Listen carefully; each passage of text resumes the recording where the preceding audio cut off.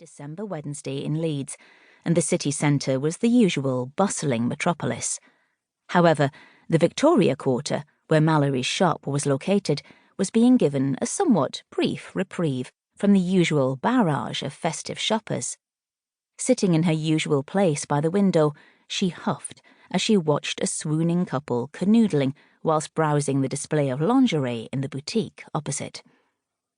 She slapped her hands on her thighs and turned to one of the stuffed bears on the shelf beside her. "Sod this for a game of soldiers, Mr. Fluffs. I think I need a break." Obviously, the pensive-looking, handmade bear proffered no reply, yet she continued, "Yep, I reckon there's a tall caramel macchiato with my name on it somewhere." Grabbing her oversized bag, she chalked "back in 20 mins" on her door sign, dropped the latch, and headed out into the sea of suited business people and Christmas shoppers.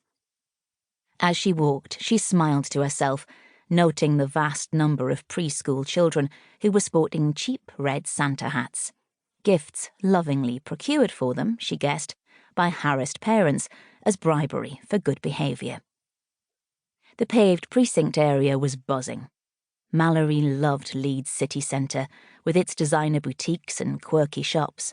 At this time of year, however, there was something transcendent about the atmosphere.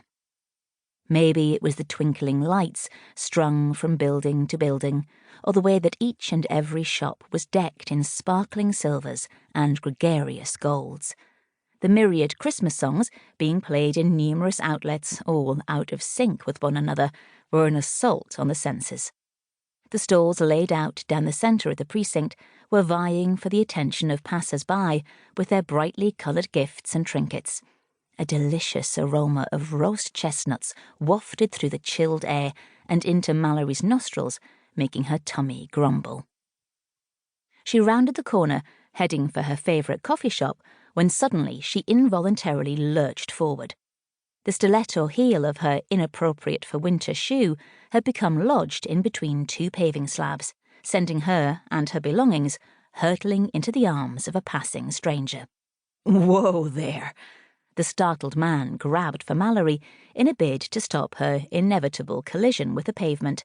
"We haven't been formally introduced, and yet here you are throwing yourself at me." He laughed. She noted his distinct American accent, which she instantly found adorable.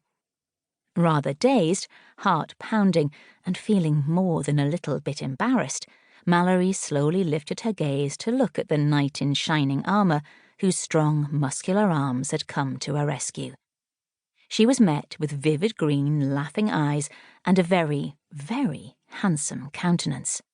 Suddenly, the weight of what had just happened hit her like a stack of tumbling gift boxes, and she realised she was holding on for dear life and staring, just staring, at this poor, bewildered guy. She quickly came to her senses. I'm so sorry. How clumsy of me. My shoe got, oh no, it's still bloody stuck," she stammered, almost falling into the tall stranger a second time as she fought with the shoe, which was determined to stay bloody well put, "thank you very much." "Perfect. Here, let me help you." The man aided Mallory into an upright position and then crouched in front of her. "Hold on to my shoulder and take your foot out of your shoe." Mallory silently obeyed her strikingly handsome saviour. She felt the flushing of her face, which was surely glowing like a Belisha beacon. Passers-by smirked in her direction, further increasing the heat in her cheeks. Feeling utterly ridiculous, she began to giggle. "I think maybe wellies would have been a better choice. Silly me." The man twisted at the shoe until the heel finally came free from the crevice holding it prisoner. Mallory couldn't help but think it was rather like the legend of King Arthur freeing Excalibur. He looked up and offered her the return of her shoe whilst still on bended knee, and she sighed as she reached out for it. This time, the fairy tale of Cinderella sprang to mind. "Oh, if only I knew you, and this was a diamond ring, and I was in the midst of the most romantic proposal ever." She shook her head to dislodge the crazy mental intrusion, snatched